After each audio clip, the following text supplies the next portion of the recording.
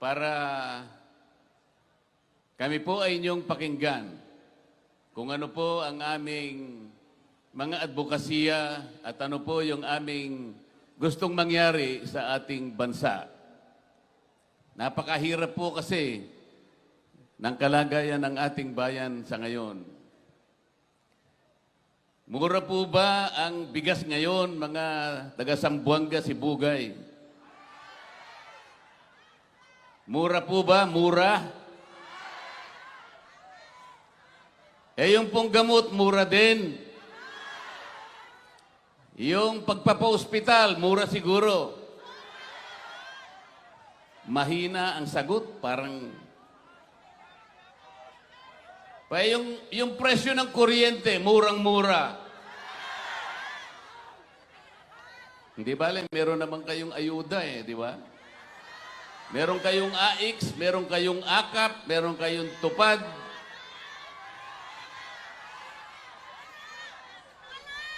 Wala. Kawawa naman kayo. Kasi po, yung mga sa ayuda na yan, 5 klase po yan. Yung original, yun po yung 4-piece. Pagkatapos yung MAIP, ito po yung mga guarantee letters, pampagamot sa mga mahirap.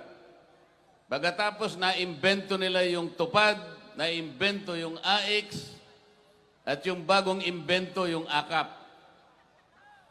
Kapag sinuma mo po yung total ng 5 ayuda na binibigay sa ating mga kababayan, ang halaga po niyan ay 194 billion pesos. Ang dapat po na napagsisilbihan na bilang ng mga Pilipinong mahihirap hindi bababa sa 27 million Pilipinos. Ang problema, hindi naman po lahat nabibigyan. Siguro po, sa tansya namin, wala pang 10% nung 27 million Pilipinos ang nabibigyan. Ibig sabihin, may korupsyon.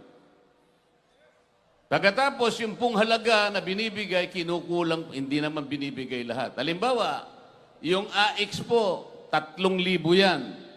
Papipirmahin kayo sa isang papel na tinanggap ninyo ay 3,000 pesos, pero pag binigay, kung minsan 2,000 lang, merong 1,000. Sa iba pong mga lugar sa ating bansa, 500 pesos lang ang binibigay. Sa ganitong kalagayan ng ayuda, hindi po siya mabisang paraan para tulungan ang mahihirap. Ibibigay sa inyo isang araw lang kayo na maligaya, masaya. Eh, paano yung mga ibang araw? Anong mangyayari sa buhay natin? Wala po. Hindi po yan tool para i-alleviate ang kahirapan sa ating bansa. Alam po ninyo, ang pinakamabuting gawin namin, kapag nanalo po ang PDP laban, alisin po natin yung mga ayuda na yan. Ang gagawin po natin, ganito po, yun pong kumukonsumo ng kuryente, 2,000 isang buwan pababa. Pwede na po nating ilibre yun. Alam niyo po kung bakit? Kapag ginawa natin yung 2,000 pesos worth of electricity consumed in 1 month pababa, ang maseserbisyuhan natin no less than 27 million Filipinos. Parehas, pare-pareho ang biyaya. Walang korupsyon sapagkat diretso sa inyo. Diretso. Walang makakapagpasikat kasi wala nang magbibigay sa inyo. Kasi ngayon, nagbibigay. Akala mo naman ang galing sa bulsa nila yung perang binibigay sa inyo. Hindi naman sa kanila yun pera ninyo yun Sa ngayon, bago mag-election, marami ang magbibigay sa inyo. Total, nandyan na yan. Kunin ninyo. Kunin ninyo. O kayong magpapasalamat sa kanila dahil pera po ninyo yan. Pagkabigay sa inyo, tingnan nyo sila sa mga mata nila. Bakit ito lang po? Nasaan po yung interest? Ang tagal na po ninyong... Ang tagal na po, ngayon nyo lang binibigay. Dapat ganun po ang inyong gawin. Huwag po kayong masisilaw, huwag po kayong palilinlang. Kasi baka sakali, magkamali kayo, pagka tinanggap nyo yon, akala nabili ang boto nyo. Hindi po, sa inyo po yung pera na yon. Napakahirap po ng ating buhay ngayon. Ang presyo ng bilihin ngayon, napakataas na. Lalo na po yung pagkain. Tingnan nyo po yung nag-survey last month. Ang sabi po sa survey, 27% ng ating mamamayan ay nakaka-experience ng gutom. 27%. Napakataas po niyan. Sa bilang po natin na 119 million Filipinos today, ang 1% lang na nakakaramdam ng gutom, mahirap na po yun. Mataas na yun. Pero 27%. Bakit po ganito ang nangyayari? Sapagkat ang corruption sa ating bansa masyadong mataas na. Meron pong lalapit sa inyo ng mga ibang senatoriables. Hindi namin sila kasama. Ang mga kasama ko po ay itong nandito sa likod ko. Pero merong isang team na lalapit sa inyo. Anong pangalan po nung team? Ano po? Anong pangalan nung team nila? Bahala na po kayo kung anong pangalan nila. Ang importante po, sila, hindi nila ipaliliwanag sa inyo ito kung bakit ganito ang nararamdaman natin ngayon. Bakit ganito kahirap ang ating bansa. Wala isa man sa kanila ang magpapaliwanag sa inyo kung bakit nagkaganito ang buhay natin. At yung team na yon, gusto nila matanggal ang Vice President. Gusto nyo ba matanggal ang Vice President? Pero tatanggalin nila kapag sila po ay mas maraming nakuhang boto kesa sa amin. Tandaan po ninyo, isasabihin namin sa gabing ito. Talagang tatanggalin nila ang Vice President. Isa lang paraan para mapigilan natin ang kanilang binabalak. Huwag ninyo silang iboto. Yung team na yon, ayaw na nilang makauwi si Tatay Digong dito sa ating bansa. Gusto nyo ba yun? Mahina. Gusto nyo ba yun? Pero sila gusto nila yon. Pero merong isang team pipigilan yung kanilang kagustuhan, PDP Laban.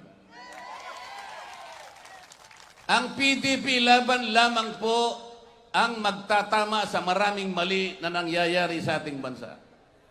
Nagkakawatak-watak na naman po tayo bilang isang Pilipino. Kawawa ang bansa natin. Walang isang bansa na susulong kapag ka ang mamamayan ay watak-watak. Yun ang gusto nilang mangyari. Bakit mo tatanggalin ang Vice President? Wala siyang kasalanan. Bakit mo dadakpin yung dating Pangulo? Wala siyang kasalanan. Dahil ba merong namatay? Palagay na natin may namatay niya na marami. Dahil ba doon, hahatulan ang dating Pangulo at dadalhin pa sa ibang bansa? Bakit? Wala ba tayong hostisa sa ating bansa? Meron. Bakit mo hahatulan yung programa na ginawa ng dating Pangulo ng Republika sa base sa bilang ng namatay? Bakit hindi mo hatulan ng isang programa na ginawa base sa maraming buhay na kanyang naisalba? Sa maraming pamilya na kanyang nadepensahan?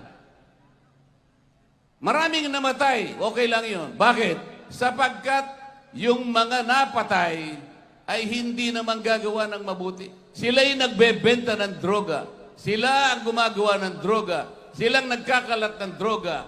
Ang sabi ng Pangulong Digong, hindi ko papayagan ito sapagkat masisira ang pagkatao ng isang mamamayan. Masisira ang pamilya. Masisira ang lipunan. Bilang Pangulo, pananagutan niya na depensahan, proteksyonan ang kapakanan ng lahat ng Pilipino. Yun ang kanyang ginawa. At marami po ang nakinabang doon.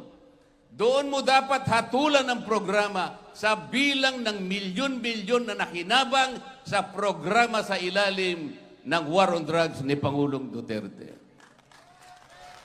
Hindi dahil sa merong namatay, talagang may mamamatay sapagkat mga kriminal ang kanyang kinilabanan. Lalaban at lalaban sila sapagkat hindi naman sila gumagawa ng mabuti.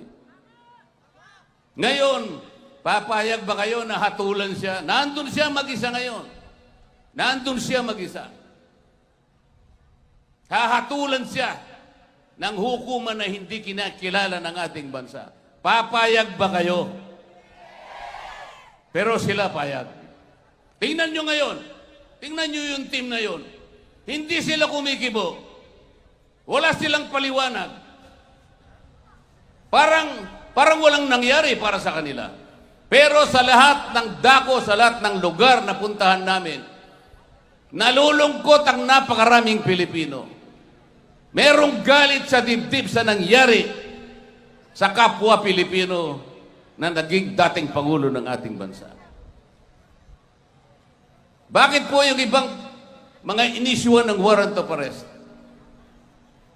Mga leader ng ibang bansa, nauna pang inisyuan ng warrant of arrest ng ICC. Bakit hindi na-aresto? Nauna pa yung mga yon kesa kay Pangulong Duterte. Bakit sila po ay hindi inaresto? Dahil walang isamang mamamayan ng mga bansa nila ang nagkanulo sa kanilang leader.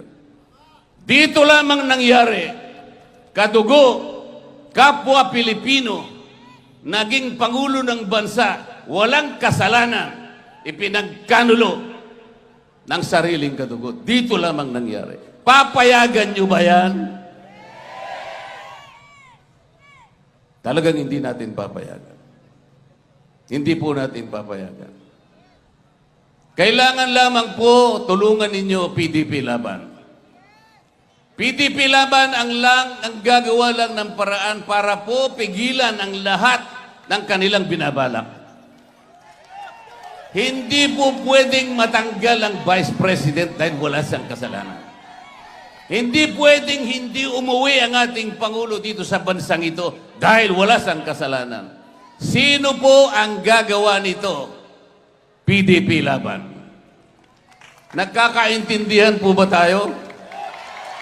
Sa gabing ito, gagawa tayo ng isang kontrata sa pagitan ninyo at ng PDP Laban. Okay lang po ba yun? Kailangan igalang po natin ang ating kasunduan. Kasunduan para sa ating bansa. Para sa katatama ng maraming mali. Para maitama natin ang lahat ng ginawa nila na hindi makakabuti sa ating mamamayan. Ito po ang ating magiging kontrata sa gabing ito. Hindi ko po pinagsisihan ang pagpunta ko ngayong gabi. Napakalayo po ng Zamboanga, Sibugay. Ang sabi nung aking isang advisor, Sir, kailangan mo bang pumunta sa Zamboanga, Sibugay? Napakalayo niyan. Dito lamang sa mga probinsya sa Luzon, milyon-milyon po ang mga butante rito. Sa Zamboanga, Sibugay siguro, kukunti lang. Ano po ang sabi ko? Kahit 10 lang ang makita ko sa Zamboanga, Sibugay, pupunta pa rin ako. Ang PDP Laban po kasi, kailangang makausap ang lahat ng Pilipino. Ang PDP Laban merong isang salita. Parang sabongero. Alam po niyo yung sabongero? Huwag po niyong ipagkakamali, baka akala niyo pinupropon ko yung sabong. Hindi po. Bawal po sa akin ang sabong at hindi ako marunong magsabong. Pero yung sabongero, meron pong isang ugali. Merong isang katangian na dapat sana yun ang mataglay ng isang maglilingkod sa isang bayan, sa isang bansa. Ano po yung katangian na yon?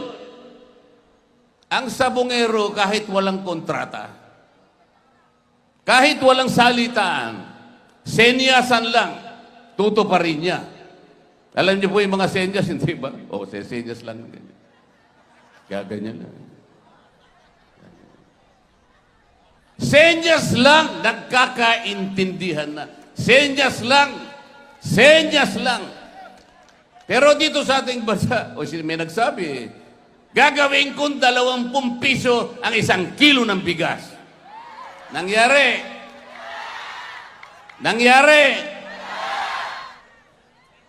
O meron pa sinabi, I will be steadfast in my resolve not to recognize the jurisdiction of the ICC. I will not help the ICC in any way and in any form. Sabi niya. Ba't pinahuli ang ating Pangulo? Bakit? Yun po yung sinasabi ko sa inyo. Kailangan po piliin po ninyo yung team. Wala na po kayong choice. PDP laban lang ang gagawa nung ating pinag-usapan ngayong gabi. Pwede po ba igalang natin ang kasunduan natin, PDP laban? Pwede po ba ilakas natin para marinig hanggang sa Tacloban? Para po pag bumalik kaming lahat, kami pong lahat na nandito ngayon. Babalik po kami rito na masaya ang puso. Babalik kami bilang ganap na senador ng ating bansa. Babalik po kami para paulit-ulit naming sasabihin sa mga taga Zamboanga Sibugay. Gikan sa akong kasing-kasing. Gihigugma ko kamong tanan. Salamat po.